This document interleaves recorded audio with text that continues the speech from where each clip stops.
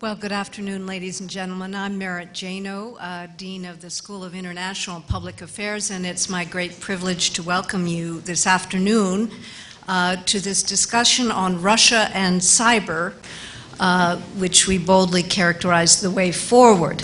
Now, these two subjects, Russia and cyber, really are areas of significant study here at the School of International Affairs and Columbia University.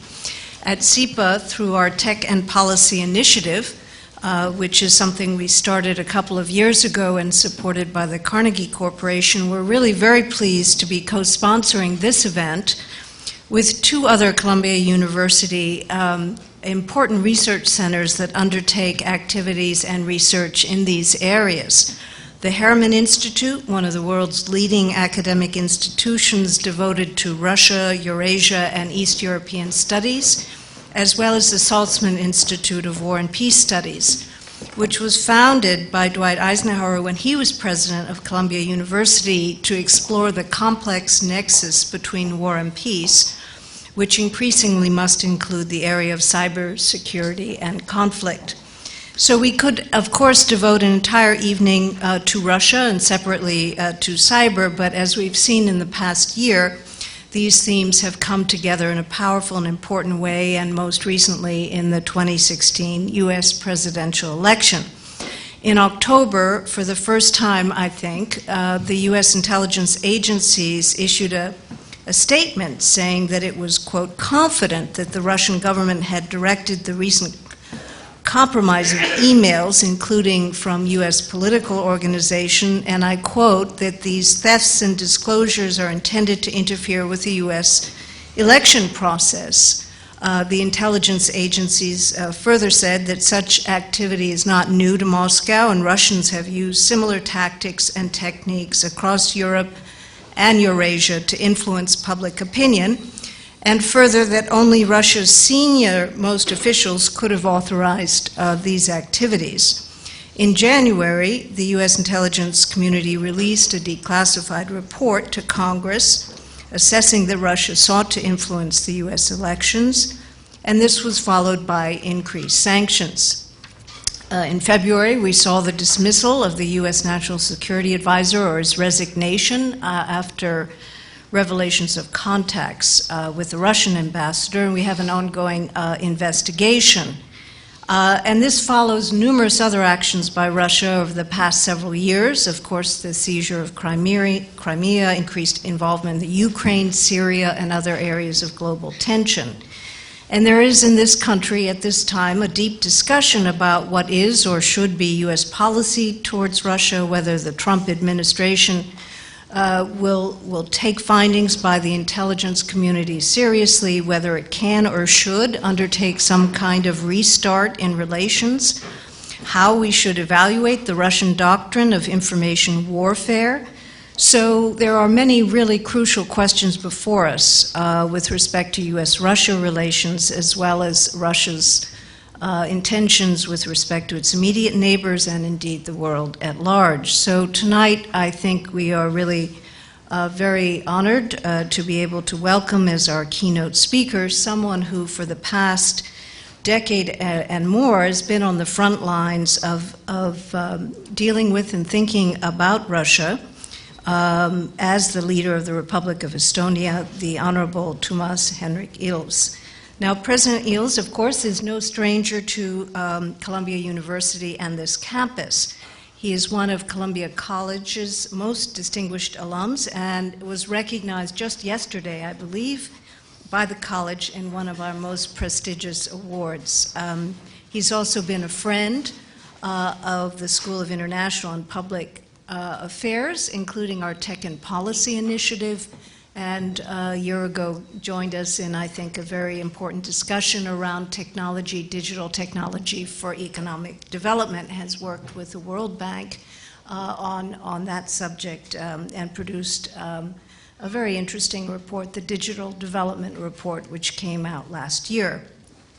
He was elected president of Estonia in 2006, re-elected in 2011, for a term that just concluded in 2016. And of course, while president, he also served in a number of high-level positions in the European Union. He also served in the Estonian Parliament, was a member of the European Parliament, Minister of Foreign Affairs of Estonia, Ambassador of Estonia to the United States and Canada, and has played really an extraordinary role in driving Estonia to become one of the most, if not the most, digital of states. From parking to prescriptions to budgets to cybersecurity, it's an extraordinary record of accomplishment and a model that many are studying. He is now the Litaud Visiting Fellow at the Center for International Security and Cooperation within the Freeman Spogli Institute for International Studies at Stanford. And following his address, we will welcome 3 experts from Columbia faculty to engage in a discussion with President, Professor Timothy Frye, Professor Kim Marten of the Harriman Institute, and Jason Healey of the Saltzman Institute and SIPA. I'll introduce them a bit more, but before so, let me say cyber is a major area of research for all of us here who think about contemporary conflict. I'm very proud of our students of the Journal of International Affairs that produced their first cyber issue with really extraordinary essays. I invite you to go online and purchase this volume, including a very good essay by our keynote speaker. Please join me in welcoming President Ilves with us today.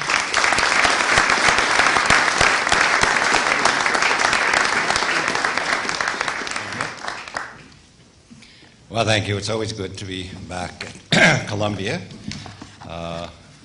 Though this is the first time ever, even though I started visiting this place in about 1970, that I'm in the Casa Italiana, so I would say buonasera, and I'm very happy to be here. It's amazing. I've never been here. But I'm speaking here today when basically many of the truths of the past quarter century, perhaps I could even argue the last 300s, last 3/4 of a century, and maybe even the last 300 years, have come under question in the West, in the lands of the free and the bastions of democracy. Part of this is our own doing or not doing. That is to say, we have taken too much for granted, that truth is truth, that empirical facts are facts, and we have insufficiently stood up against anti-democratic, anti-enlightenment ideology. And also part of this comes from what Karl Popper called the enemies of open society, taking advantage of our complacency and our openness. And then added to all of this sort of attitudinal issue, we have this powder keg of technology, which can now is being instrumentalized. And the technology part is what I'm going to talk about today, not about the other issues, but though I do worry much about, in general, what's happening to the Enlightenment-derived West. But if we look at where we are today, we have seen that there has been something very different and very new, and we have not yet quite grasped what is going on. The freedoms that harken back to John Locke, Thomas Jefferson and Paine, to John Stuart Mill, do have at are the foundations of the huge progress that we have made in liberal democracies. But we haven't really figured out how we're going to create our Lockean contract in the age of the internet, how we deal with freedom of speech, how do we deal with empirical truth or with empirical falsehood. But basically the freedoms that we are most concerned about really have at their core the fundamentals of liberal democracy: free and fair elections, an independent judiciary, meaning independent of executive or legislative manipulations, due process, all that is meant by the expression rule of law, or Rechtsstaat in the German tradition. And it's not working anymore, or something's not working. When we see today what Christopher Walker of the Vice President of Studies and Analysis of the National Endowment of Democracy has spoken of Vladimir Putin's rollback of the Enlightenment. And we've had previous attempts of rollbacks of Enlightenment in the 19th century, the beginning. We had the Romantics that produced a lot of good music and poetry.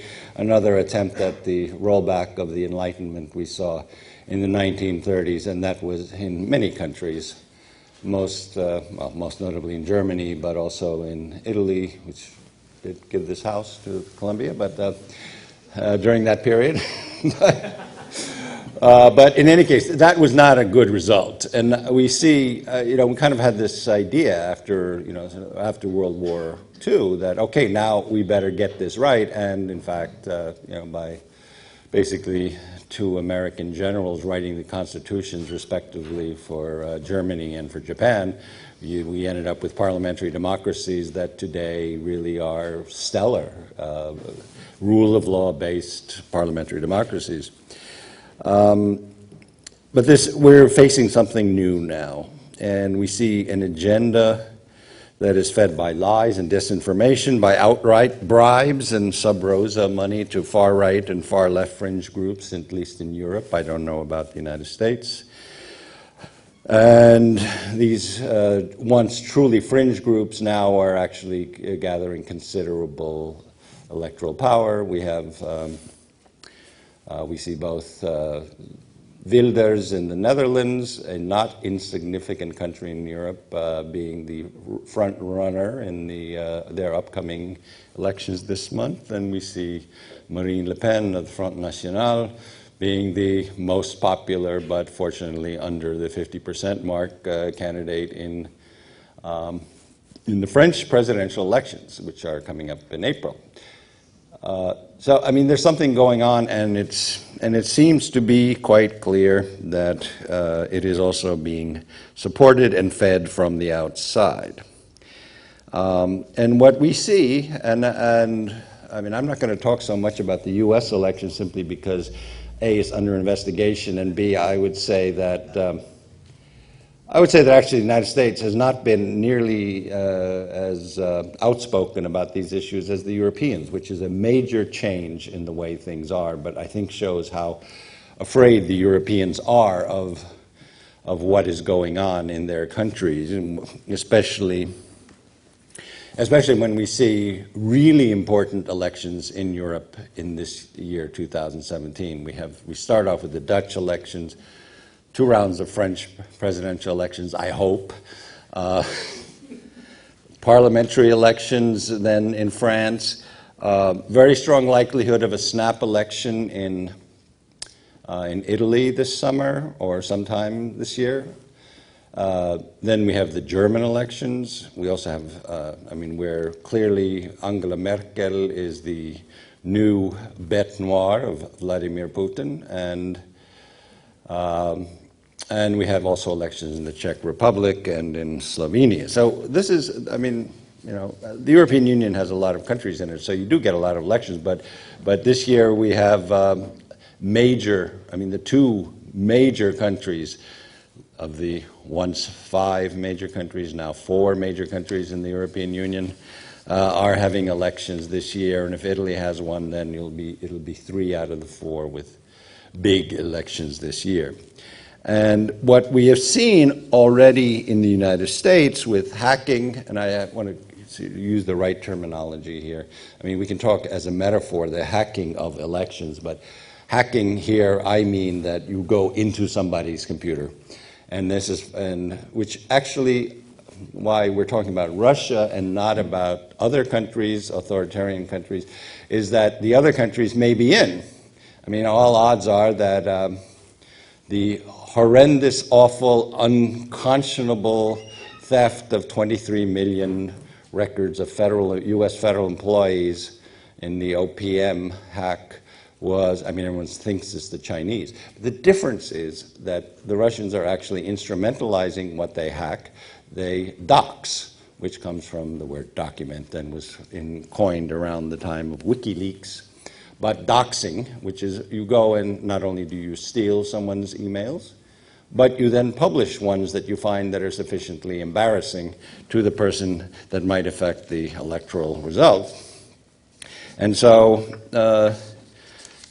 today, I mean, as Dean Janow mentioned, the U.S. Intelligence services have, in fact, I mean, come out and said that they suspect the Russians have done it. And of course, the Germans, uncharacteristically, the Verfassungsschutz, which is their FBI, and then the Bundesnachrichtendienst, which is their CIA, came out and bluntly said the Russians hacked the Bundestag, the parliament of the German Federal Republic, and they were doing it for a long time. And so what we see is not only are these Enlightenment values under threat, but the greatest invention of the last 50 years, the internet, which we all thought as late as 2011 during the Arab Spring and through, I mean, actual actions by the U.S. State Department in keeping Twitter open, for example, was, I mean, the idea was that, you know, this would liberate and democratize the world. Instead, kind of the dystopian view of Yevgeny Morozov is that, in fact, the opposite, that you're, in fact, can instrumentalize these tools we thought were just for, I mean, that would promote democracy. You can, in fact, turn them into tools against democracy, especially in manipulating the electoral process. Because we had no idea that, I mean, no one really thought, except for maybe Yevgeny Morozov, that you could do other stuff than sort of help protesters in Middle East autocracies. Instead, we see our societies under threat from fake news, by anti-democratic, often racist rhetoric that drowns out the voices of reason. The elections that will be held in Europe this year, which is the, you know, basically the other half of the transatlantic bridge by definition, but, you know, basically that's what NATO's for, is to keep us in Europe connected through a treaty to the United States. We have these elections coming up where there are a number of candidates who are anti-European Union. The leading contender in the French elections, Marine Le Pen, wants to take France not only out of the European Union, but also out of the North Atlantic Treaty Organization. We've gotten to the point where the Dutch are so worried about what's happening that they've gone back to strictly paper ballots, because they're just worried about sort of the results being manipulated.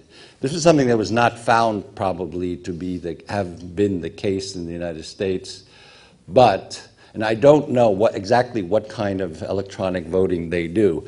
They could not hack the Estonian system, I will say, but in any case, the Dutch are sufficiently worried about what could happen that everyone has to fill out put a little X on a piece of paper and it'll be counted by hand. There's enough evidence that with the referendum that the Dutch had last year, which was a very silly referendum on something unheard of if you know the European Union, but a referendum on whether or not to allow Ukraine to have an association agreement, which was, I mean, it was filled with Russian fake news. There were even fake Ukrainians. I mean, there's Russians posing as Ukrainians who were then acting badly. This has all come out later. But the association agreement is basically a free trade agreement with student and teacher exchange, and that's about it. But they went out to defeat that referendum. In France, France's Director General for External Security a month ago said that warned about Russian attacks. the leading contender against Marine Le Pen, Emmanuel Macron, is already subject to massive fake news stories. He's gay. He's the candidate of the gay left, rich people. I mean, it's going on there already, and so most recently, British officials have said, but not with providing any kind of serious evidence, but have said that the Brexit referendum also was subject to Russian intervention. I don't know if that's true or not. But this puts our transatlantic security in a whole different light. I mean, basically, why would you want to hack the elections in Russia? I mean, in Europe, why would Russia want that? Well, basically, we have so far maintained the sanctions on Russia for the annexation of Crimea, for the MH17 shoot-down, for the Donbass. I mean, there are a series of different sanctions linked to different actions by Russia. That unity has been maintained with great difficulty, but it has been maintained. The person who has kept the unity going, or has herded 27 cats, has been Angela Merkel, which is one reason why she's not very popular in Russia. So, if we're in this situation, we're facing something that is clearly policy. It is a policy of the Russian Federation to have GRU, or military intelligence units, run things such as APT-28, or Advanced Persistent Threat 28, or APT-29. One of them is, first one is also calls itself Fancy Bear, and the other one calls itself Cozy Bear, but they are GRU hacking units. So if we think about Clausewitz, his definition of war was the continuation of policy by other means, a rather cynical description, but if we adopt that, then if we are seeing clearly is the continuation of policy by other means, then we have to actually think about what is going on as a war. When we talk about cyber war, up till now we think about, horrible infrastructure damage done by attacks on the electrical systems, or I used to say, what if they decide to hack the traffic system in New York and turn all the lights red? And then if you think about that, then you go, but imagine if they went one step further and turned all the lights green. Well, think about that. So we are facing something, and if you read Gerasimov, the chief of the General Staff's article from a fairly obscure Russian journal, but he kind of outlined the concept of war as being hybrid, which we've made a big deal out of, but actually it really just means that you use all means at hand to achieve your ends. And okay, so some places you have little green men, and some places you have Grad missiles, and some places you use doxing and you hack people. So I think we have to understand that we are facing a major aggressive action against ourselves just because they are, just because it's digital and electronic and people are not being killed doesn't mean it is not aggression. I should see here and parenthetically say, we don't get this sort of, our understanding of digital isn't very good either, because if someone broke into your house and stole your correspondence, no newspaper would really publish that because it's stolen correspondence. On the other hand, if you break into someone's server and steal their correspondence, then the media in the United States, unfortunately, but elsewhere with the WikiLeaks, I would say in my own country, because I was mentioned in WikiLeaks, they concentrate on the content rather than the fact that something is stolen.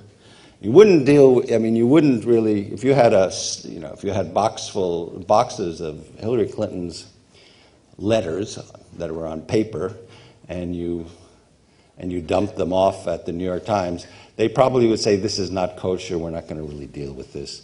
But if you do it electronically, then it was, unfortunately, a whole different scene last year. So where we are is that, so wrap this up, is that between the hacking, the doxing, the fake news, which I should say there was a report in BuzzFeed, hello Miriam Elder back there, so that 8.7 million fake news stories were shared on Facebook about the election, in the election period, about the candidates, contrasted to 7.3 true news stories that were shared on Facebook. So in fact, what was happening during your election here was that there was more fake news were being spread, by a factor of 20%. Almost 1.5 million more fake news stories were spread on Facebook than real stories. So I think we're arriving somewhere where we will have very general problems. I'm trying to figure out where I can sort of finish up here, because otherwise I'll talk too long. That I think we have to rethink. We have to rethink many things. One of the things we have to rethink is basically how we do the internet, because we're using a fundamentally creaky system that was invented or used originally in the 1980s on something called BitNet, and maybe some people here actually recall what it was, but BitNet was a network of academics, of about 3,500 academics who communicated with each other over what was not yet, it was just electronically emails.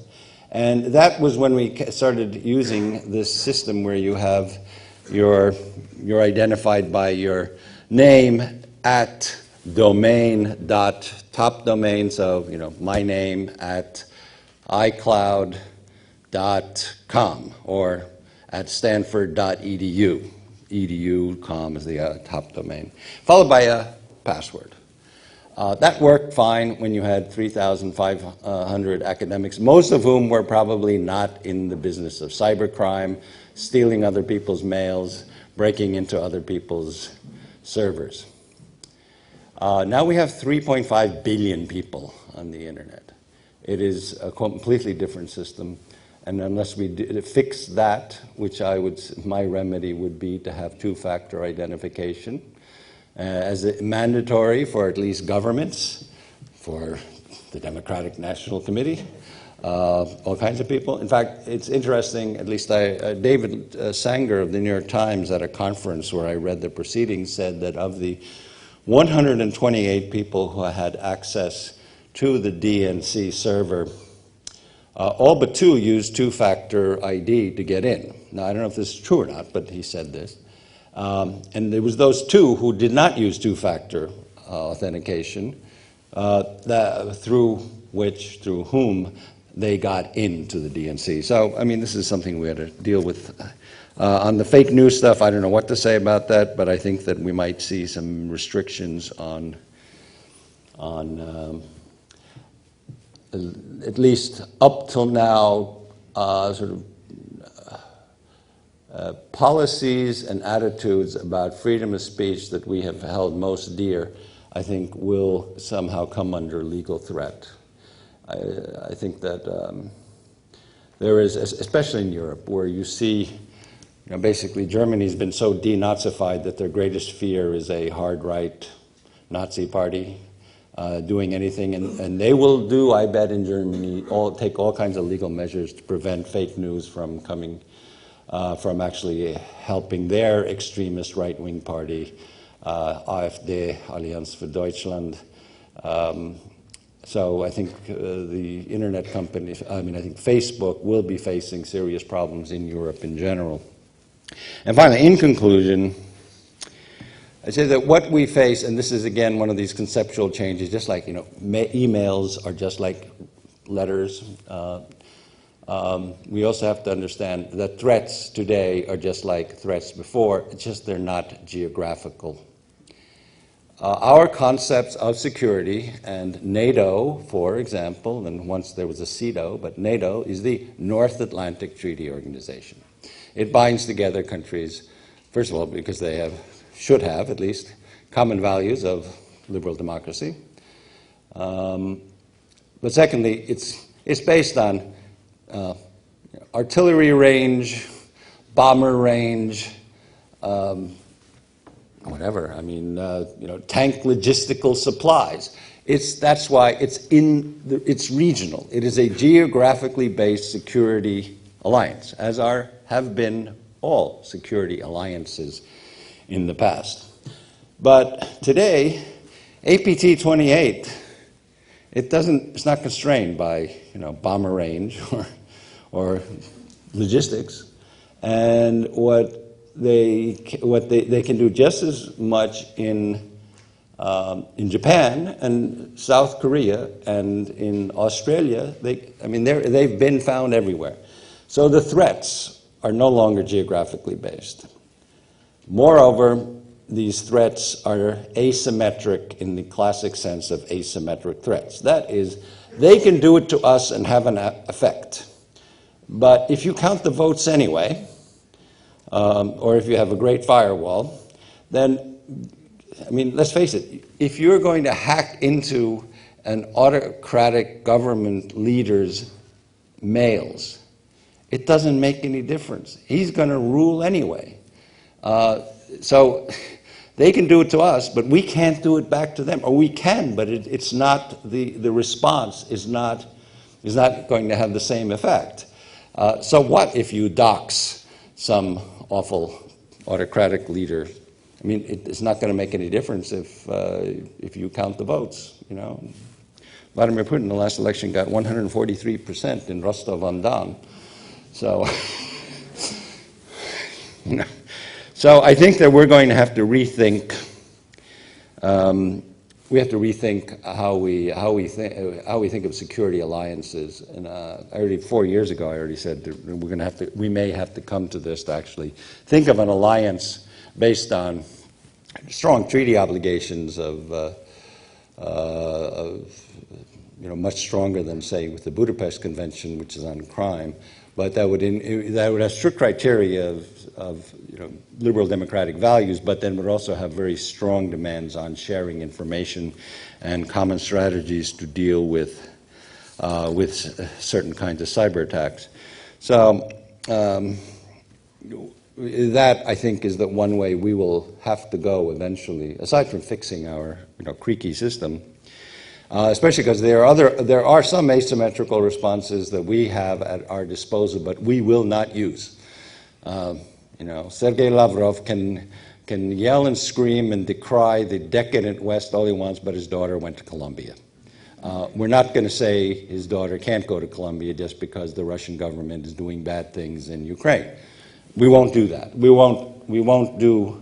The City of London or the British government, is not going to do anything on money laundering that is going on in a way that, London is now called Londonograd, because there are so many Russian oligarchs there. So, I don't know, I'll end with that because I'm sure we can talk about it, but basically we need to deal with this problem both on the technological side, or at least the legal side underlying the technology, the use of technology, and we have to think about security in a new way in this era, and we should be thinking about some kind of alliance of genuine democracies, because all democracies are potentially under threat, and we can't do anything back to them. Thank you. Thank you very much.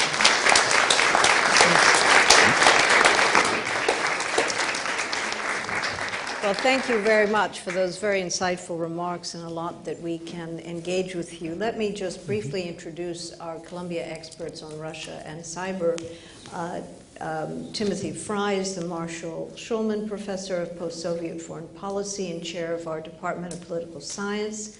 He's published extensively on Russia and the former Soviet Union and has been an advisor and consultant to the World Bank, the EBRD, USAID, and many other international organizations.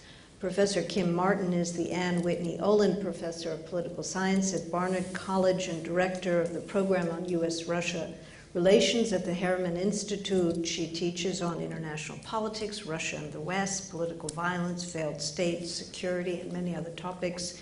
And Jason Healey is a senior research scholar at SIPA, who specializes in cyber conflict, competition, and cooperation, and he was the founding director of the Cyber Statecraft Initiative at the Atlantic Council, and previously served as director of cyber infrastructure protection at the White House, among other high-level positions.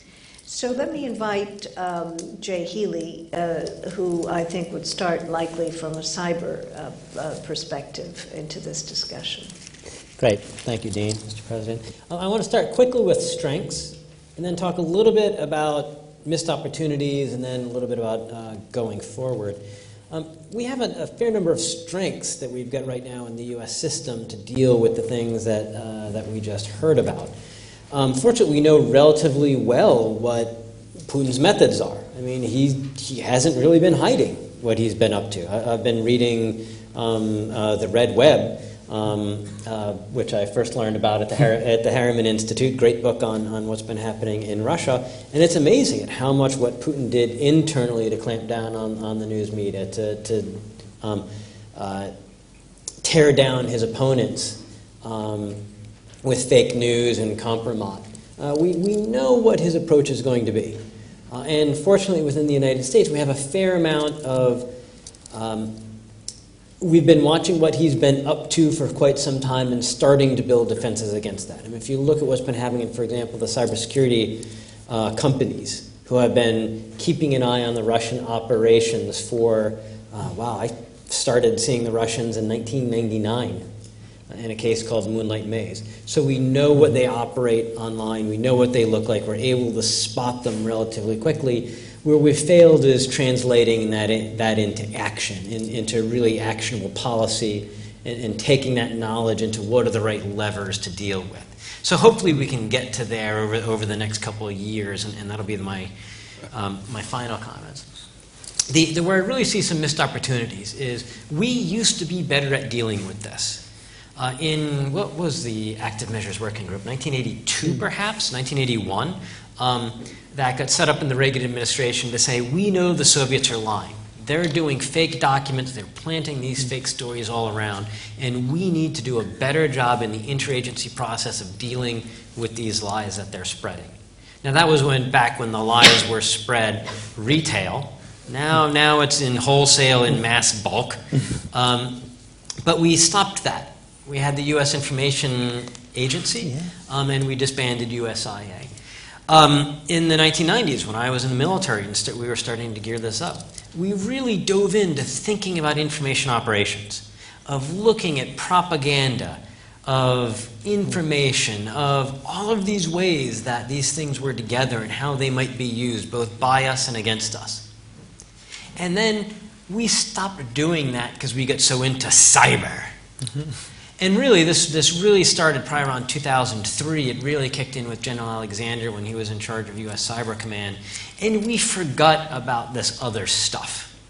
Because these other things about sending ones and zeros downrange for espionage or to destroy things was much sexier. And so we really, I think, missed that opportunity.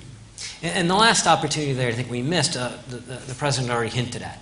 We had some real opportunities in technology and process to stop what the Russians were doing in this particular case. One of those two people that didn't use two-factor authentication was John Podesta. The FBI knew this was happening for something like 18 months. And they didn't escalate it up to the right level to make sure that action happened on this.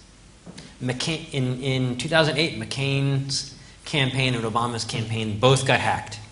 We knew this was going to happen. It wasn't a prediction that maybe someone would hack the campaigns or the elections. It was almost a certainty that one of America's adversaries were going to try. And yet we still botched it. If the FBI would have made that call and made that happen earlier, this might never have happened.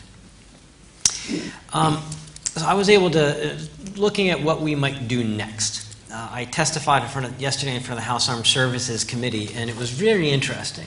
I was extremely heartened that I was asked right off the bat by a Republican, what are we going to do about influence operations against the United States? You saw absolute bipartisanship on this. We got at myself and my colleagues testifying, Martin Levicki, who also has been connected with Columbia, and Peter Singer, were asked the question 6 times probably by different members of Congress. And you never could know if the person asking was Democrat or Republican, which made me feel very, very heartened on this. Now, some of the answers that came up. Peter Singer mentioned right off the bat, we had that active measures working group. That's not a bad idea to try and start coming back and rebuilding that kind of capability. That will take time. In the meantime, even though I know that military is not the right place to build this capability, we already have at U.S. Cyber Command a cyber mission force that includes area specialists, people that are looking into Russia, trying to figure out what's happening in Russia. It might be quite easy and inexpensive for us to have cyber influence teams that we build up alongside those. And thanks to Sean Lonergan, who was our conversation that helped me think about this, one of our PhD candidates here. And that we might rapidly be able to build out that cyber mission force to have some people that deal with influence that can then feed into an active measures working group. And that was Reagan that did it. Newt Gingrich had been very involved in that, so this should be bipartisan. Last, another thing that heartens me is that my colleague Dmitry Alperovich of CrowdStrike and I did a war game out at the RSA conference, which is it's the biggest global cybersecurity conference. And we replayed this. It was 2020, and now it's the North Koreans, for reasons which were part of the scenario, we're now doing this against the United States. And we had a media team, we had a government team, and a few others. And I'll tell you, the media team came up with, we learned our lessons. They were ready, at least of saying, we messed up and we're going to be ready next time. But that was dwarfed by the government team. And this included both formers and active, very senior folks, still in the U.S. government. And they were so eager to refight 2016, to say, we know that we could do better and we're going to be ready next time. Now, again, it's a little late now, but still, it was nice to see that they are thinking deeply about this within the U.S. government and the media. And one of the things that I thought we should have done earlier in 2016 was use part of that national mission team at Cyber Command, which is looking at what the Russians are doing and ready to disrupt them. And I wish we would have done that earlier in 2016, but clearly the military is ready now. And just in closing, I've been around administration officials, and when it kept coming up on, well, why didn't you act earlier in 2016 against this? And one was brought up by President Obama himself. He didn't want to give the impression of political meddling. And I think we can respect that, even if we think that maybe he was being too cautious. But when the president was saying, well, I wanted to make sure the next president was going to have all of the options available, it's clear he meant all her options available. That they thought they had another 4 years to deal with this, and therefore you didn't need to give the impression of meddling because we were going to have till 2020 to deal with this. President Obama consistently said, we can outweight the Russians. We're playing the long game. He's the one with the failing economy. He's the one with the failing system. We can outweight him. And it turns out that we could. That his bets, that Putin's bets paid off before Obama's bets did. Okay, thank you very much. Professor Frye. Great. Thank you very much. It's a pleasure to be here, and it's really a terrific panel on such a timely topic. I'm not a cyber expert. I usually remember my password, but not always. So just ask me next time. Okay, well, I usually just email my friends in Russia, and they just tell me what it is. But I do spend a lot of time thinking about Russian politics, foreign and domestic politics. And I just had a few comments on President Ilves' remarks and also on Jay's remarks, actually, as well. So on the goals of Russian interference in foreign elections, I think it's pretty well understood, and I don't think it should be controversial that one of the goals of Russia's efforts in these elections is to sway public opinion in the favor of candidates whose policies are seen as more sympathetic to the Kremlin. I was a little bit surprised that members of the government were very slow to come out and make that kind of statement, but it seems pretty obvious that this is what governments try to do. And I say that not to try to delegitimize President Trump, because I think it's a very difficult thing to do to demonstrate that these efforts were actually effective, because we know that voters are bombarded with information, and it's very difficult to change their minds, and that those that do change their minds might already be choosing to expose themselves to this kind of information because they may be leaning to vote in that direction anyway. So I think we should recognize that that was one goal. What is much less understood, I think, is that there's also a domestic politics goal within Russia in demonstrating that elections in the West are fraudulent, that they have flaws, that corruption is part of the game. And in part, this is done because it's very difficult for the Russian government to convince its own people that its government is uncorrupt and that its elections are free and fair. Right? But what they can do is demonstrate that other countries' elections are also not so well run, not so clean, not so innocent of corruption. So the message there is, why bother fighting for your political rights? Because all governments, we're all really pretty bad, and it's not really worth the effort.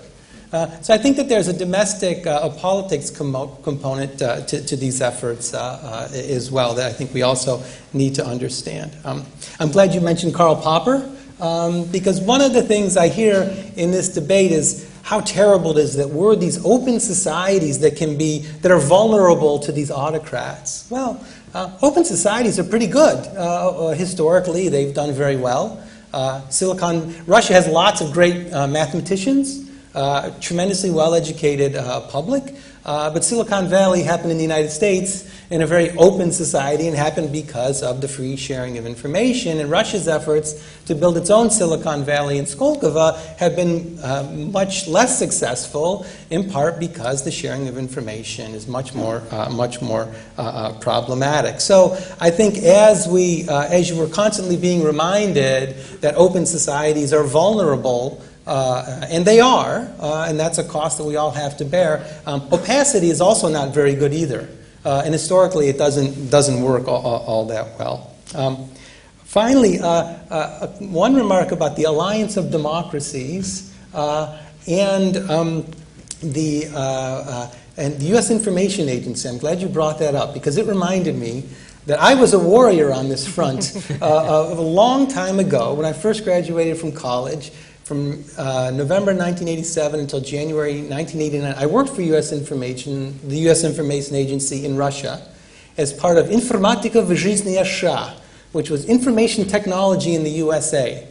And this was part of this cultural exchange program that the U.S. and the Soviets had, where we would have these joint cultural exchange programs. So every day, I and 23 other Americans would stand there with a microphone, and we would answer questions about life in the United States.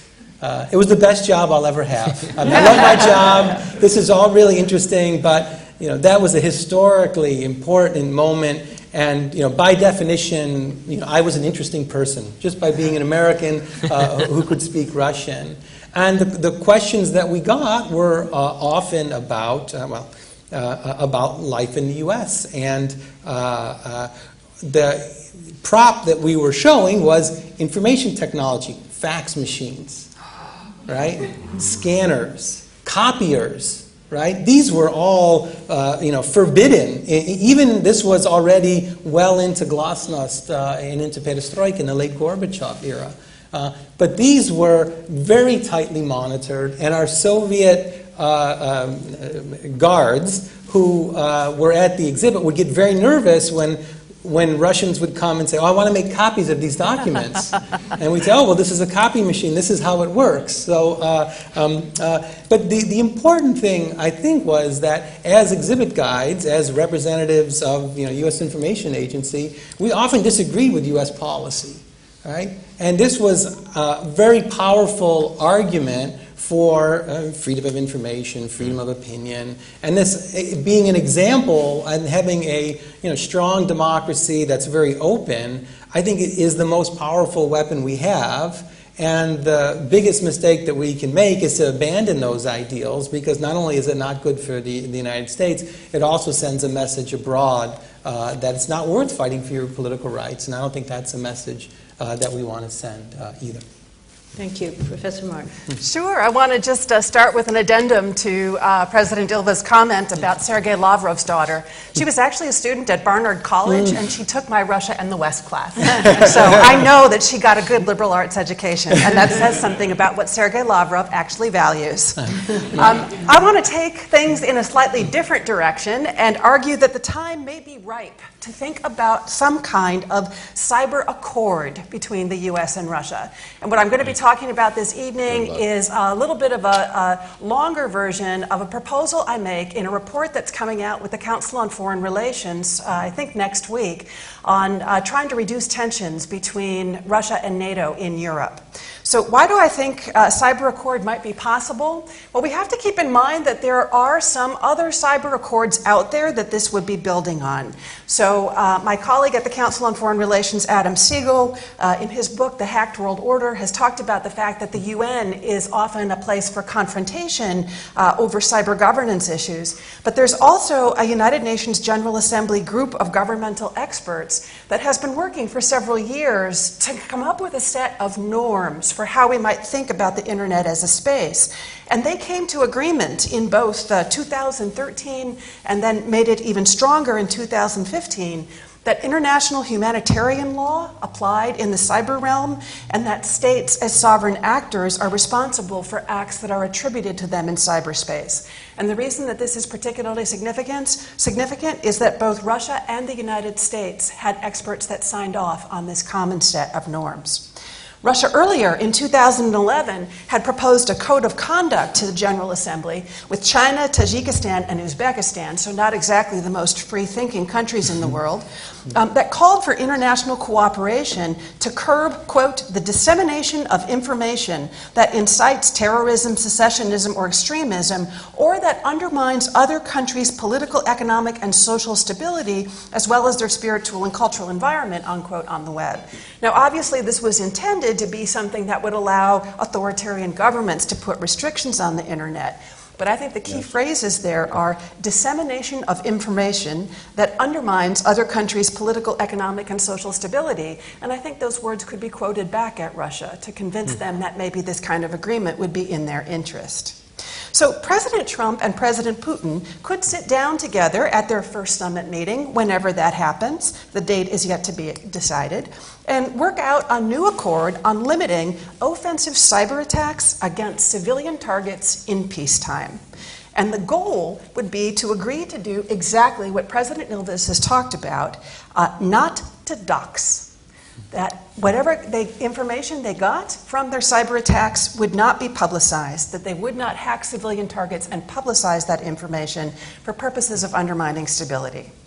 Now, there was an earlier cyber agreement as well between China and the United States that was signed under President Obama.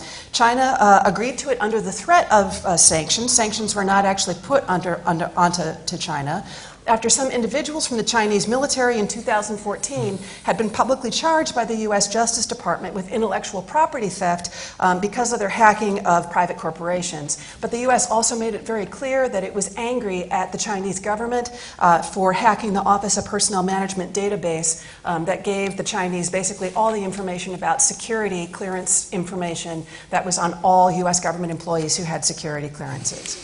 That agreement was supposed to limit hacking and intrusion itself. And what we know, again from Adam Siegel of the Council, is that it seems to have had some effect. The level of known corporate hacking by China did plummet recently. What is unknown is whether China has just gotten more sophisticated in its hacking and we just haven't caught them, and also how long the agreement will hold. Well, so I'm not proposing to limit hacking, because I think that we have to admit that all governments are going to engage in espionage. As long as the tools are out there, they're going to try to get more and more sophisticated ways of getting information about each other, to learn about intentions and capabilities in the event of future conflict, and to gain entryways into systems that might be useful for wartime cyber offensives in the future. So it's not reasonable to try to limit hacking itself. But we can limit, and limit verifiably, is public release of information that is gained through hacking. And I would remind everybody that the key reports about what Russia actually did in its release of information and in its hacking were not the ones that were released with so much controversy by U.S. government agencies in December. Instead, it was CrowdStrike, a private corporation that was hired by the Democratic National Committee to look into how the hacking had happened, that made the first attribution to Russian sources. And if anybody wants to look at that information, it's available on CrowdStrike's website, both through its June 2016 report called Bears in the Midst, as well as their 2016 annual casebook of cases. So would Russia agree to this? Maybe not. Maybe it's just so much a part of what Russia does that they wouldn't agree. But I would remind everybody that Putin does have his own presidential election coming up, probably in 2018, although he could make that happen somewhat earlier. And I guess I would disagree with President Ilves somewhat. I think that even authoritarian leaders don't like to have real dirt dished out about them. I think they care what people think, and I think one of the reasons that Putin remains so strong is that he's got the Russian people on his side.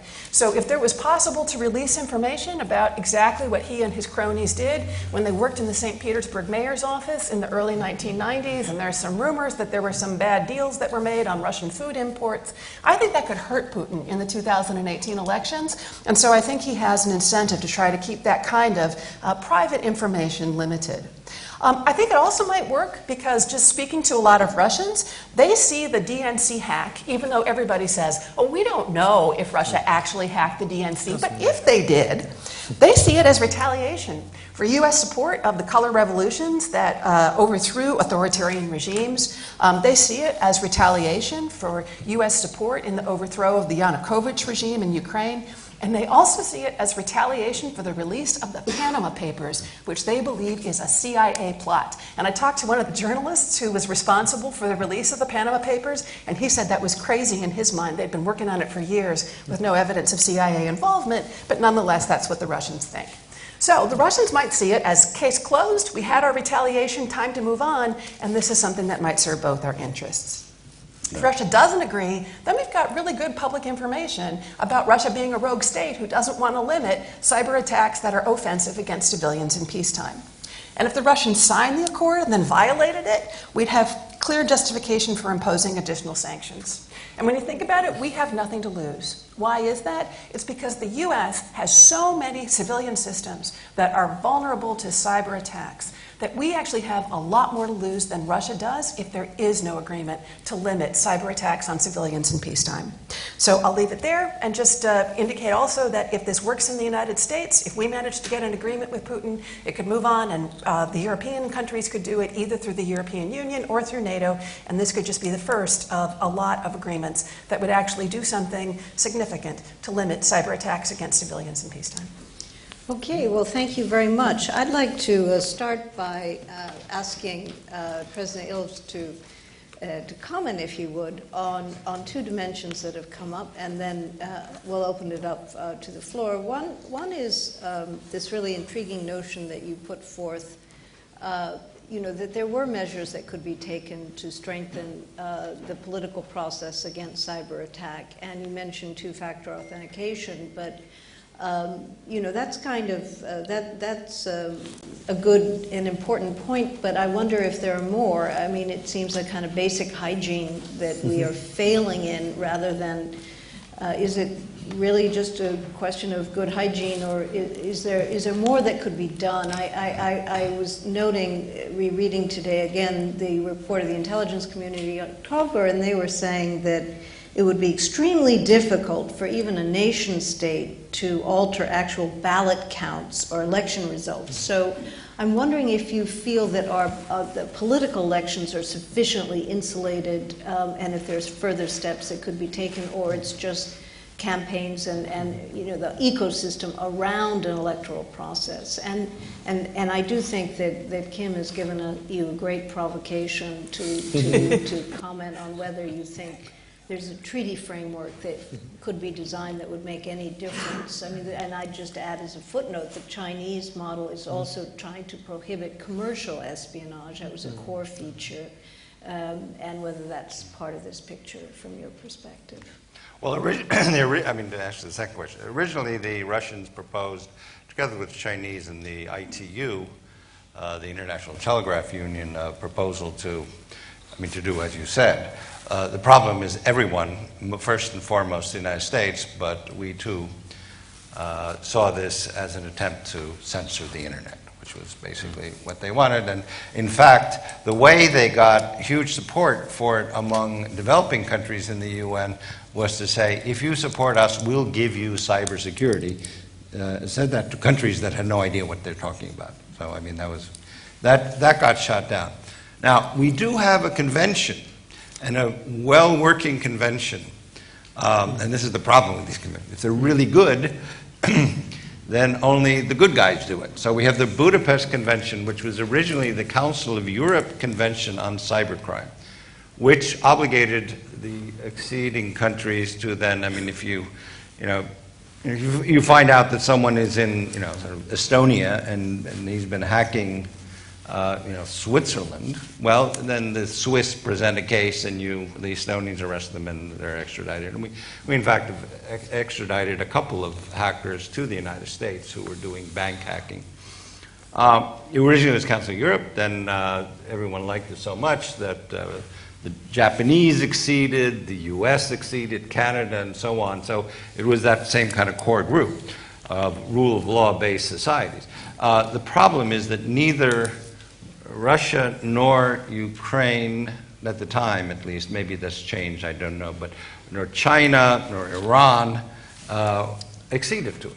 Mm-hmm. So they are under no obligation because of this. So if it's stringent enough, that is, if it really works, and that you do start extraditing cyber criminals, and these are just criminal acts, they're basically economic crime, then the people engaged in it, the countries where where there's kind of in the service of the state, don't want to accede to it, and that's the problem we face.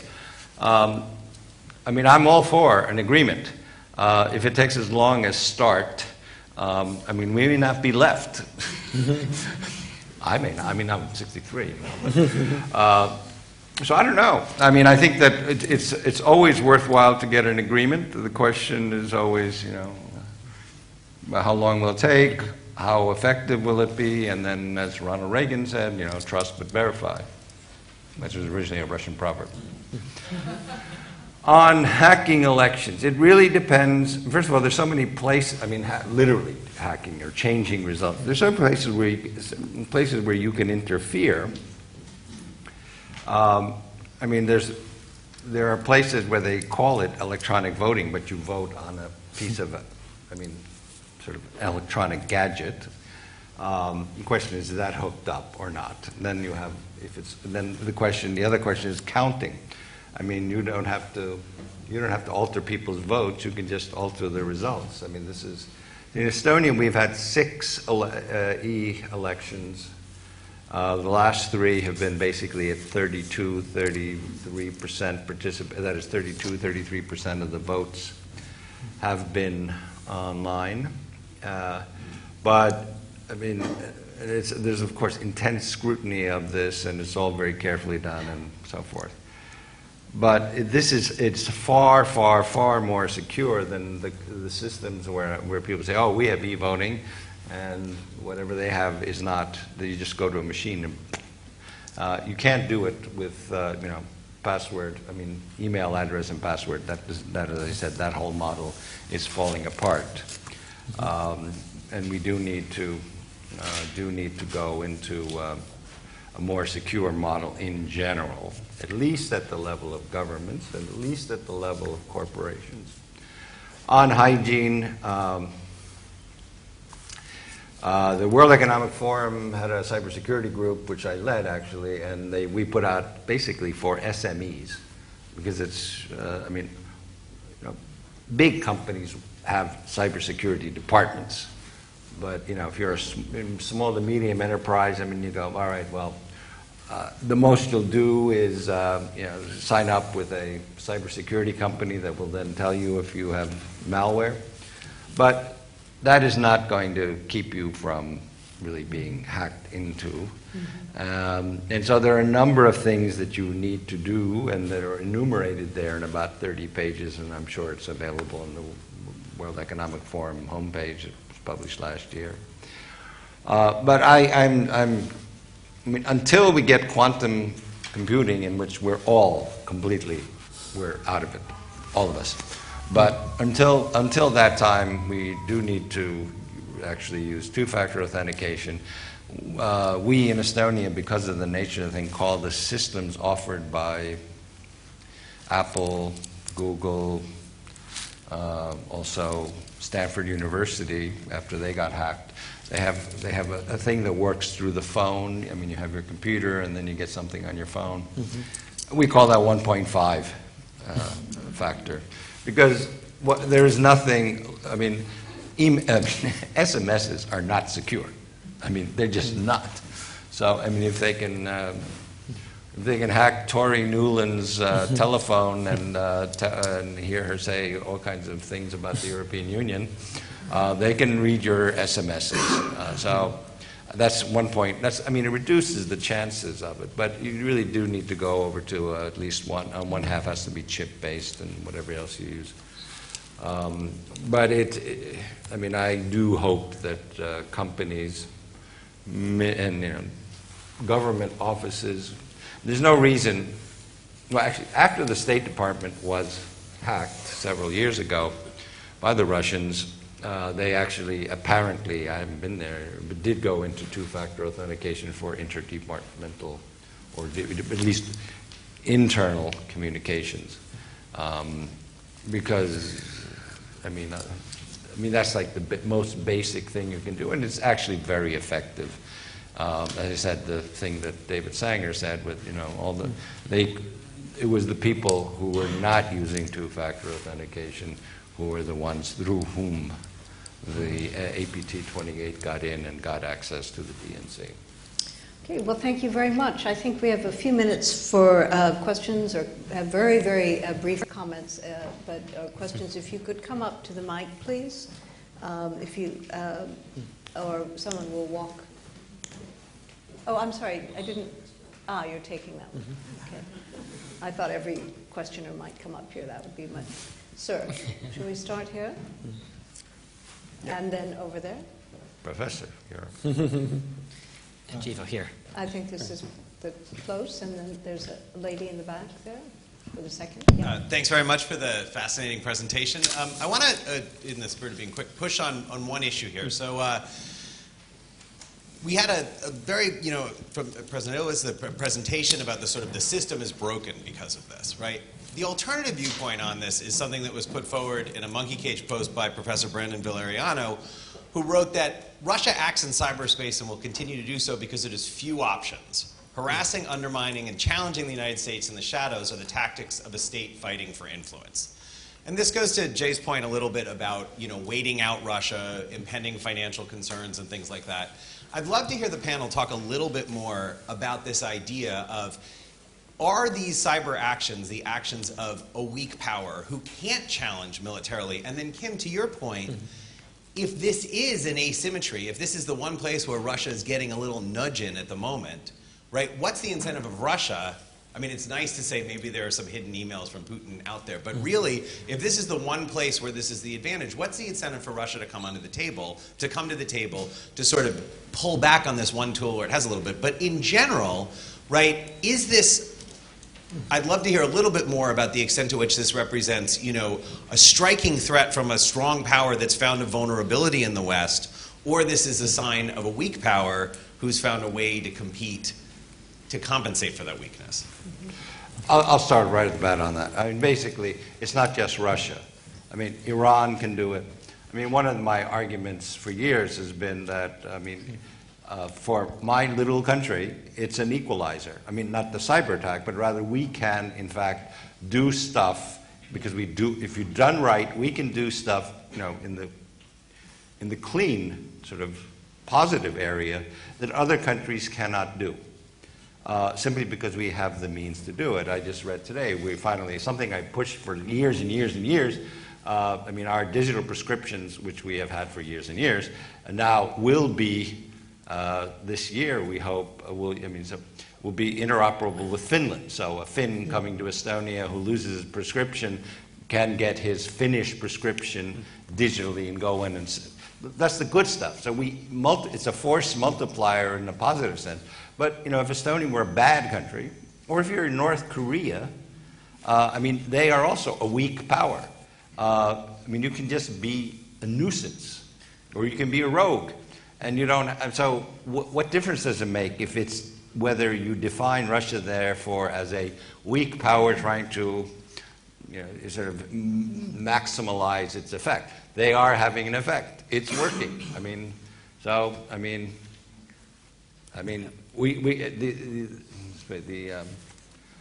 The diagnosis doesn't get us any further. Yeah, I really like that. Whether it's weak or strong, it's useful. There's a little chance of blowback. It's relatively low cost, and it just works. Nations haven't built up their defenses, either their computer defenses or their cognitive and societal defenses around this yet. Some of what I tell my students, Russia does what it does in cyberspace because it lost. It lost the Cold War. It's near abroad. It's trying to undermine the victor. It's trying to regain that status. U.S. uses cyber the way we do because we won. We won the Cold War. We're this last superpower. We're the only ones that can kind of enforce that world order, the indispensable power. And by the way, who could tell us that we ought not do it, because we're the only ones left standing. China uses cyber the way they do because they're behind since the unequal treaties, the 1840s, after the Opium Wars, that they've been put on by the West, and anything is permissible to catch back up. Now, that doesn't just describe their behavior in cyberspace. That's explains a lot of their national security behavior. But cyber allows all three nations, the U.S. including, to pursue those different goals. Kim? Russia is not a weak power. It's not as strong as the United States, but it has demonstrated that it can keep Ukraine on edge for years at a time. It has demonstrated that it can insert itself into the Middle East by what it has done in Syria. It has also violated the Intermediate Nuclear Forces Treaty by putting new nuclear missiles in a place that they're not supposed to be. So there are all kinds of weapons that Russia has at its disposal, even though it's not as strong as the United States. In answer to your question, Josh, about why Russia at the moment might be interested in doing this, it's because I think Putin doesn't just want to disrupt things. I don't think that his goal in life is to go around disrupting things. His goal in life is to have Russia go down in history as a great power, even though Gorbachev and Yeltsin did nefarious things by having Russia lose the Cold War and then break apart from its Soviet past. And I think that if Putin can be convinced that this is a way to go down in history as an innovative partner with the United States on equal terms to set the standards for what cyber dialogue and security are going to be in the future, it may have the same role that nuclear arms control had in Soviet times of making the Soviet Union be able to hold its head up high as an equal partner. Why did the Soviet Union agree to arms control? It had no particular reason to do it because it was building up its forces just fine, and the evidence that we have now is that it wasn't really breaking its economy the way that it sometimes got portrayed. But nonetheless, in the early 1970s, they agreed to nuclear arms control. Why? Because it allowed them to be taken seriously as a great power that people paid attention to seem to have a positive effect on the world. I also think, however, your position here and the discussion... It wasn't my position. No. Okay, not position. I'm saying the discussion is too America-Russo-centric. That is proper, and that is proper for nuclear arms. When it comes to everything else, I'm convinced that Putin's goal it's not to be a nuisance. His fundamental goal, other than the U.S. elections, is to break up the European Union. If you can get Marine Le Pen in power, if you get Geert Wilders in power, if you get Beppe Grillo in power, the European Union will fall apart. As long as the European Union exists, and as long as Angela Merkel is herding the cats on sanctions, for example, Russia is 142 million poor people, and then a couple of thousand very rich people, facing 500 million Europeans with a fairly high standard of living. Germany, the largest country, is 82 million. It will dwarf. Russia against the EU. They hate the idea of the EU. So does Mr. Malik, the designated ambassador to the EU from the United States. But they hate the European Union. They hate this unity that can, and it's the power that comes from 500 million people living in a common economic space, with political action as with the sanctions, which were introduced first by the European Union, followed by the United States, in fact. Now, if they can break that up, they can. I mean, this is again salami tactics. I'm going to keep Italian metaphors, but anyway, I think that is a clear political goal right now. Not to be a nuisance, but to hasten the demise of the European Union as an effective political and economic entity. Let me collect, I know there are other questions and time is short, so let me just invite to collect a question or two questions. Please, you have the mic. Great. Taking into account that not only was Russia's goal in the 2016 U.S. election to support Donald Trump as a candidate, not knowing whether or not he would win, but to sow doubt in the democratic process and the general mediascape, just kind of bringing about the relativity of truth, and seeing how that's played out in Russia, that today normal Russians, don't trust the media. There's a new report out from Navalny about Medvedev that is not really going to get traction because Russians doubt the truth of everything. What kind of measures can the United States and other countries in the European Union take to combat disinformation and fake news, a la the fake news Stop Fake in Ukraine, taking into account that RT has a $1 billion budget? One more question we'll take before allowing. Okay, I'm sorry. We have two mics held, so we'll start there and then let you answer last, please. I just wanted to tell Professor Marten that Karen Dawisha wrote a book called Putin's Kleptocracy, where all his misdeeds are made public. We just need to publish it in Russia. But I wanted to ask Toomas Ilves about if you could describe for us the activities of the Cybersecurity Center of NATO, which is placed in Estonia. And here, I apologize, my blind spot. Mr. President, you mentioned kind of a coalition, an alliance to counter cybersecurity threats, and I wonder what you thought of using something like the model of the Coalition to Counter ISIL, which has been less formal than something like NATO, but has been incredibly effective at coordinating military operations, sharing information, and building relationships between countries that don't have these kind of formal alliance relationships. Thank you. Great set of questions. You will get more time than the rest, and let me invite you to say anything you'd like in response to these questions, and then a minute each, if I may. Okay, quickly on fake news. The EU has a small center that is dealing with this. 11 people, fundamentally dealing with East European issues, because it was a sop to those crazy East Europeans who are concerned about it. I think that will change dramatically, because now it's not the East Europeans that are the main victims, it is Germany and France and so forth. Fake news is not only coming from Russia. Breitbart News published a fake story after January 1 saying that 1,000 Muslims burned down Germany's oldest church. Not true. Didn't happen. Now, if you're getting that from the U.S., inciting this is the same thing that the Russians want with the Lisa case, fake news about a rape of a German girl by Muslims, never happened. But if you're getting both sides, then we're really in trouble. But the other thing is that showing the truth does not necessarily have an effect. I just read one study. You say, well, that was fake. It doesn't change people's minds. And so we may be stuck with this. And I would say the problem comes down to another great idea of Karl Popper, which is that what is true is what is not falsifiable. And that's how he argues science has progressed through falsifiability. Tests of falsifiability. And if you can't do that anymore, you can't prove that something is false because people just don't believe it, then we're in trouble. And we saw this in the Brexit campaign, where basically people lied through their teeth, and it didn't matter.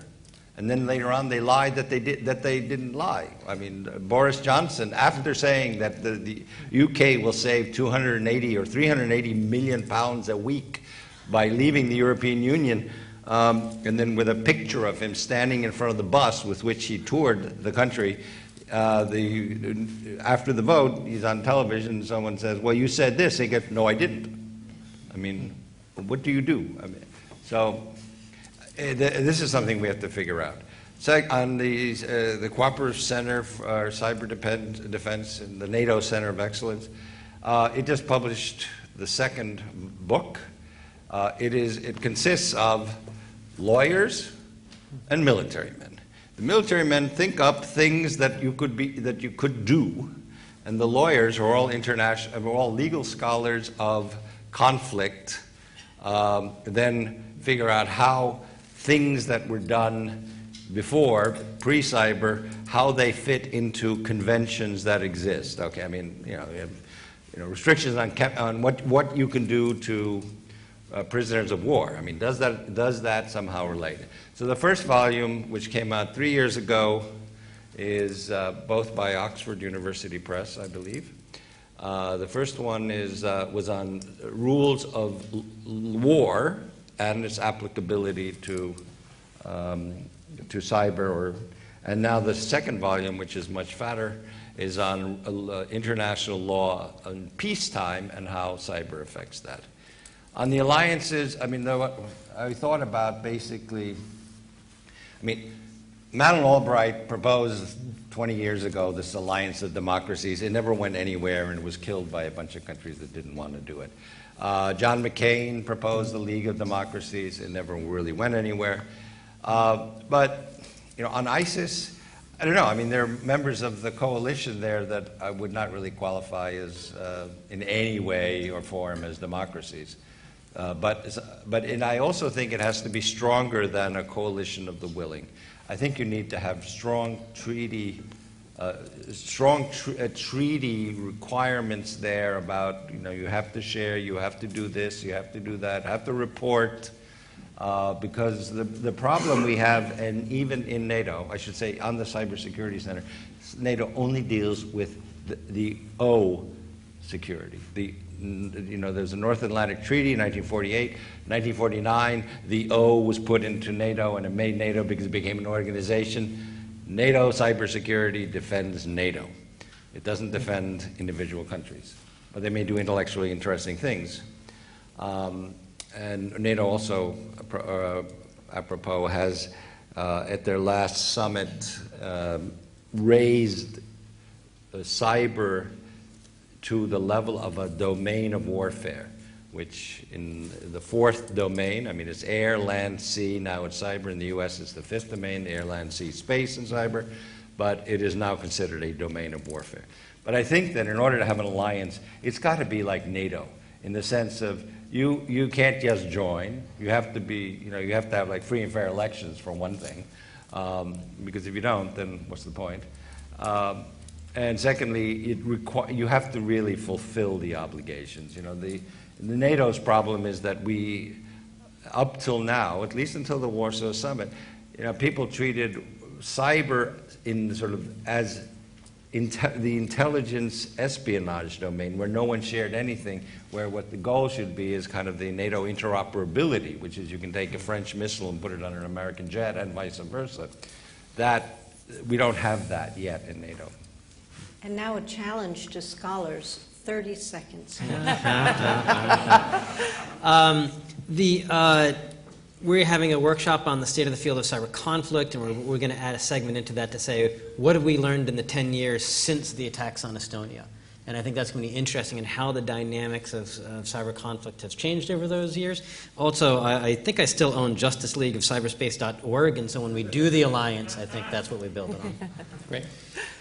Just very briefly, I worry a lot more about ham-handed efforts to stop fake news than I do about fake news. And politicians have been lying for a long time. They've not been fatal to democracy. Michael Kinsley has this great line where he says, there's something called a Kinsley gaffe. And the Kinsley gaffe occurs when a politician actually tells the truth.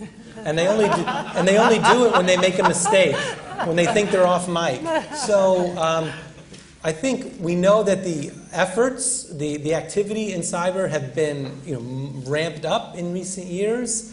The real level of effectiveness in changing people's votes is much, much more difficult to demonstrate.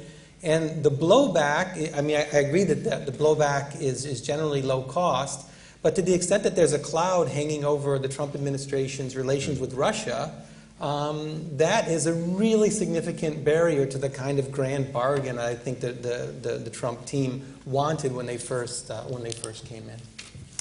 And at the end, I actually reviewed Karen DeWish's book for Political Science Quarterly. It's a fascinating book. It includes some outstanding, well-sourced information about Putin.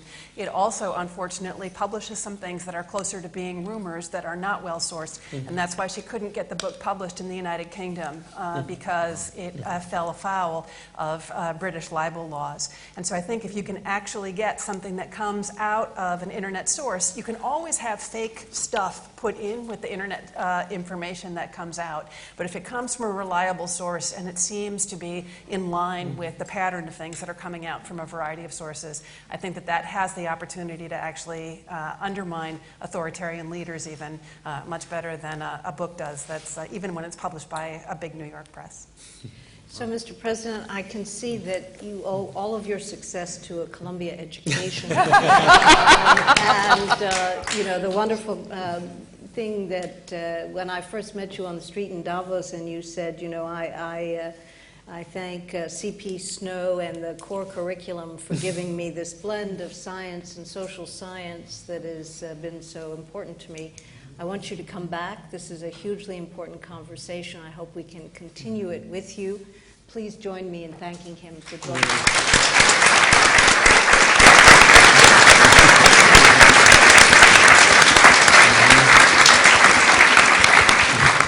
And my distinguished colleagues.